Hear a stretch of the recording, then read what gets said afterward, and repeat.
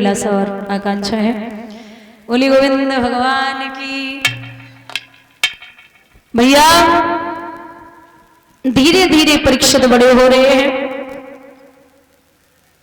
जब समझदार हो पाए थे तो पांडवों ने इनका राज तिलक कर दिया। पांडवों ने राज तिलक किया। पांचों पांडव मैया द्रौपदी हिमालय पर्वत पर पहुंचे हैं और प्रयाग के लिए चले गए। परीक्षित का राज तिलक तो हो ही चुका था। एक दिन विचार किया है परीक्षित ने कि हमने देखा है कि जब किसी के दादा परदादा छोड़ के जाते हैं शरीर तो कुछ न कुछ रख के जाते हैं। हम भी तो देखे मेरे दादा परदादा क्या रख के गए हैं। तो जाकर के देखा कमरे खोल रहे हैं, खोलते जा रहे हैं। अंत में एक कमरा खोला जिसमें एक सोने का मुकुट रखा है।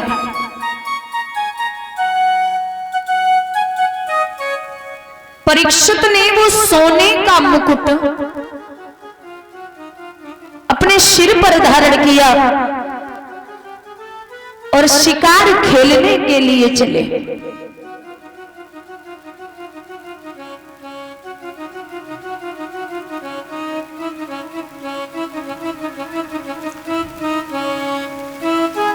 जब शिकार खेलने के लिए चले तो पूरे दिन भागे लेकिन शिकार नहीं मिला।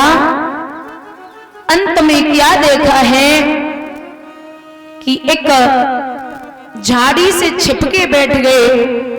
गाय और बैल के जोड़े को एक शूद्र हाथ में डंडा लेकर के ऐसे मार रहा था मानो उनका कोई साथी न हो। गाय ने आवाज लगाई है कोई वीर पुत्र है जो मेरी लाज को बचा ले।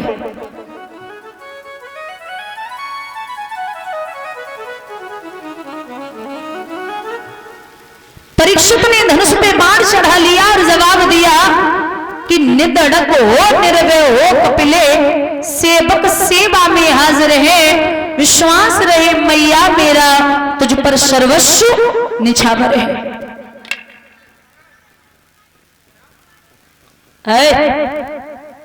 उदम नहीं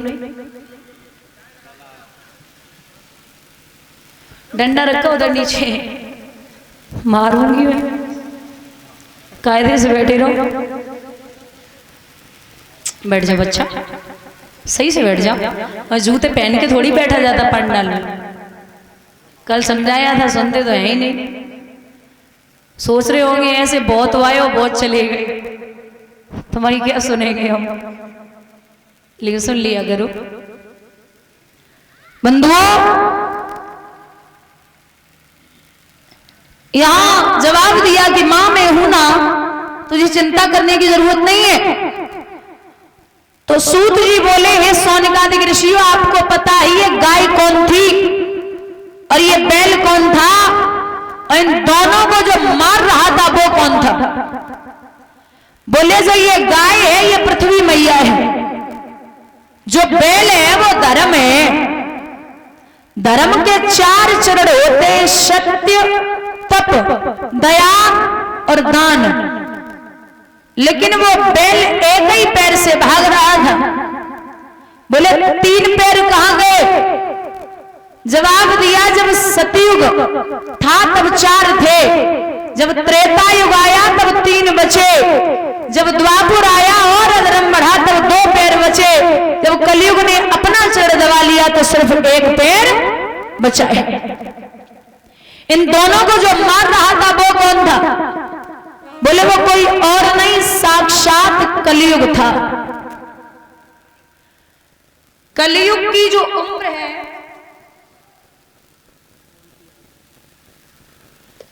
कलयुग की जो उम्र है वो है 4,32,000 वर्ष की। कलयुग की पूरी उम्र है 4,32,000 वर्ष की और अभी कलयुग 5200 वर्ष का हुआ है। कलयुग 5200 वर्ष का हुआ है, तब ये हालत है, समझ सकते हो। और जब घोर कलयुग आएगा तो यहां तक सूत जी कहते हैं कि जब कलयुग अपनी उम्र पर आएगा तो ना माँ बेटे को, ना बेटा बाप को, ना बाप बेटी को, ना भाई बहन को, कोई किसी को नहीं समझेगा। पशुओं वाला व्यवहार शुरू हो जाएगा जब घोर कलयुग आएगा। यहां कलयुग ने जवाब दिया है कि आप मुझे मार नहीं सकते। क्यों? क्योंकि सतयुग, त्रेतायुग, द्वापर सब आए, सबने राज्य किया। अब मेरी बारी है, मैं भी राज्य करूंगा। तो बोले ऐसे राज्य करेगा? हाँ, जवाब दिया कि जहां स्त्री संग होता हो वहां तू निवास कर, जहां झूठी गवाही होती हो वहां तू निवास कर, जहां लोग मांस मदिरा खाते पीते हो वहां तू निवास कर, वैश्यों का नाच होता हो वहां तू निवास कर। बोले रुको ना महाराज, अरे तुम ऐसे स्थान दे रहे हो, कोई अच्छा सा स्थान दे दो जहां हम रह सके, रुक सके। बोले जा तू कनक में निवास कर। कनक माने सोना, और एक होता है धतूरा। कनक कनक ते 100 गुनी मादिकता अधिकाय, बाग खाए वो रात और बाप पाए। सोना 2 प्रकार का होता है, एक तो खुद की कमाई का और एक दूसरों का छीना हुआ सोना, लूटा हुआ सोना। तो बोले अब तो देर करनी नहीं है। क्यों? क्योंकि जो परीक्षित ने मुकुट बांध रखा था, वो मुकुट परीक्षित के बाबा भीम युद्ध में जरासंध से छीन करके लाए थे।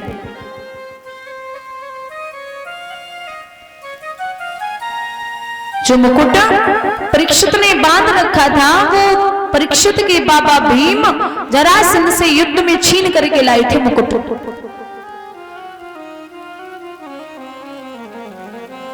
सूक्ष्म रूप से प्रवेश हो गया। ये सत्य भी है। इस कलयुग में पता ही नहीं चलता कि ऐसे लोग जिंदगी जीते जा रहे हैं, इतने खुश हैं, इन्हें ये नहीं पता कि मेरी सांसें कम हो रही हैं।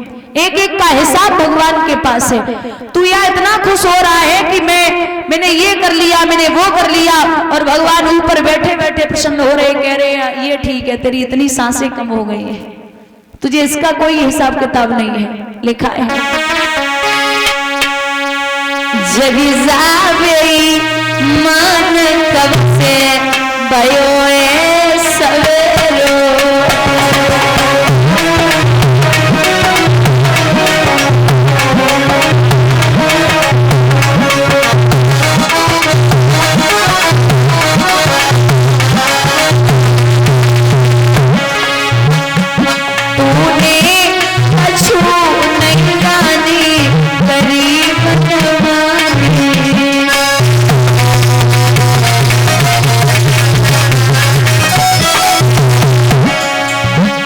नहीं जानी तूने जान कब से